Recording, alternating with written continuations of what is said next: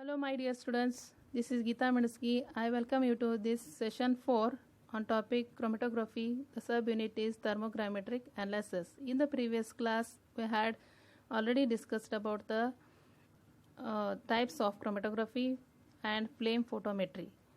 Today, we will learn about the thermogrammetric analysis. Before, we will see the meaning of thermogrammetry. What is the meaning of thermogrammetry? The definition is defined as the determination of weight changes in a substance at a high temperature or during a gradual increase in temperature in a thermobalance. That is called as a thermogrammetry. This technique frequently used in thermal analysis. Its main use to characterize materials by measuring their change in mass as a function of temperature. That is called as a thermogrammetric analysis. Further, we will discuss in detail contents in the thermogrammetric analysis, the introduction, types, principle, TGA curve, instrumentation, applications of thermogrammetric analysis. Let us talk about the introduction of thermogrammetric analysis. Here we will see the simple graph that change in physical properties of water with increase in temperature. In this graph, it is temperature versus physical properties of water. For example, that ice cubes kept under at room temperature, that ice cubes are converted into liquid. That solid is converted into liquid by increasing the temperature. After again giving the temperature, that liquid, it is converted into gas form. So we will come to know here by changing or by increasing the temperature, the substance it will changes their physical properties. This one is also same. By giving heat to the substance, it will change in physical property by applied thermal analysis techniques. This thermogrammetric analysis or thermal gravimetric analysis TGA is a method of thermal analysis in which mass of sample is measured over time as the temperature changes. It means when by changing the temperature, the mass of sample it will also changes. It loses the weight or it gains the weight of that sample by changing the temperature. Again, this measurements provides information about physical phenomena such as phase transition by changing the phases like solid to liquid, liquid to gas. Then absorption and desorption as well as chemical phenomena including chemisorption, thermal decomposition and solid gas reactions. For example, oxidation or reduction. This TGA, it will give the information all about this. Next one, we'll see the types of thermal analysis. First one, TGA, thermogravimetric analysis. Second one, DTA, differential thermal analysis. Third one, DSC, differential scanning colorimetry. TT, thermometric titration. DMA, dynamic mechanical analysis. TMA, thermomechanical analysis. In these types, only two types will study in your syllabus, that is TGA and DTA. Before we saw the types of thermal analysis, here you will see the three types of thermogravimetry. That first one, isothermal or static thermogravimetry. In this technique, the sample weight is recorded as function of time at constant temperature. The same temperature, that is only the isothermal, the name only it indicates. Then again second one, quasi-static thermogravimetry. In this technique, the sample is heated at constant weight at each of series of increasing temperature. Here the constant weight of that sample it will be taken. The third one, dynamic thermogravimetry. In this technique, the sample is heated in an environment whose temperature is changing in a predetermined manner, generally at linear rate. This type is generally used. Here the sample is heated in some environment by changing the temperature it will be recorded. That is the dynamic thermogrammetry generally they will use. I would like to explain the principle of TGA. In thermogrammetric analysis, the sample is heated in an given environment, that is air, N2 gas, carbon dioxide gas, helium, argon, etc. At controlled rate, the change in the weight of the substance is recorded as a function of temperature or time. The temperature is increased at a constant rate for a known initial weight of the substance, and the changes in the weights are recorded as a function of temperature at a different time interval. This plot of weight change against temperature is called thermogrammetric curve or thermogram. This is the basic principle of TGA. The thermogram or a TGA curve, we'll see the diagram of this curve, the mass versus temperature. At initial temperature, that substance it will be same. At higher by increasing temperature, the loss of substance we can see in the diagram. Then again at higher temperature it will be same. The instrument used for the thermogrammetry is a programmed precision balance for rise in temperature known as thermobalance. The results are displayed by a plot of mass change versus temperature or time and are known as thermogrammetric curves or TG curve. TGA curves are normally plotted with the mass change, that is dm, in percentage on the y-axis and temperature T or time T on the x-axis. There are two temperatures in the reaction: Ti procedural decomposition temperature and Tf final temperature, representing the lowest temperature at which the onset of a mass change is seen and the lowest temperature at which the process has been completed respectively. The reaction temperature and interval Tf minus Ti depend on the experimental condition, therefore they do not have any fixed value. For example, TGA curve of AgNO3, in that you can see the diagram here also. The horizontal portion of the curve indicates that there is no change in weight AB and CD, and the portion BC indicates that there is a weight change.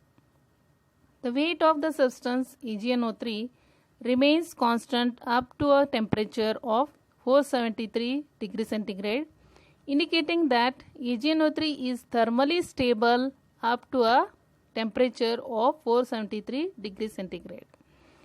At this temperature, it starts losing its weight, and this indicates that the decomposition starts at this temperature. It decomposes to NO2 and O2 and Ag. The loss in weight continues up to 608 degrees centigrade, leaving metallic silver as the stable residue. Beyond this temperature, the weight of the sample remains constant. So here in this graph, the decomposition of AgNO3 we will see. By increasing temperature, it loses its weight, it decomposes to NO2 and oxygen and silver metal. At higher temperature, it will be stable compound, that is a silver, metallic silver. The instrumentation of TGA, in this, here you will see in this diagram, the atmosphere control, furnace and furnace temperature programmer, temperature sensor, at the down recording balance, the balance control, then recorder, that upper one inside it will be sample holder. In instrumentation of TGA, these are the instruments: the recording balance, sample holder, furnace, temperature programmer or controller, thermocouple, recorder. So let us will see about these instruments. The first one, recording balance. A microbalance is used to record a change in mass of sample or a substance. An ideal microbalance must possess following features. It should accurately and reproducibly record the change in mass of sample in ideal ranges of the atmospheric conditions and temperatures. It should provide electronic signals to record the change in mass using a recorder. The electronic signals should provide rapid response to change in mass. It should be stable at high ranges mechanically and electrically. Its operation should be user friendly. After the sample has been placed on microbalance, it is left for 10 to 15 minutes to stabilize. Recorder balances are of two types. That first one, deflection type instruments and null type instruments. The first one, deflection balances, they are following types. First one, beam type, second one, helical type, third one, cantilevered beam, fourth one, torsion wire. These are the four types of deflection balances. Second type of balance is null point balances. It consists of a sensor which detects the deviation from the null point and restores the balance to its null points by means of restoring force. Next one is sample holder. The sample to be studied is placed in sample holder or crucible. It is attached to the weighing arm of microbalance. There are different varieties of crucibles used. Some differ in shape and size, while some differ in materials used. They are made up of platinum, aluminum, quartz or alumina, and some other materials like graphite, stainless steel, glass, etc. About the crucibles, crucibles should have temperature at least 100 Kelvin greater than temperature range of experiment and must transfer heat uniformly to sample. Therefore, the shape, thermal conductivity and thermal mass of crucibles are important, which depends on the weight and nature of the sample and temperature range. There are different types of crucibles. They are first one, shallow pans used for volatile substances. Second one, deep crucibles, the industrial scale calcinations. Third one, loosely covered crucibles, self-generated atmospheric studies. Fourth one, retort cups, boiling point studies. Here you will see the different types of sample holders. Next instrument is furnace. The furnace should be designed in such a way that it produces a linear heating range.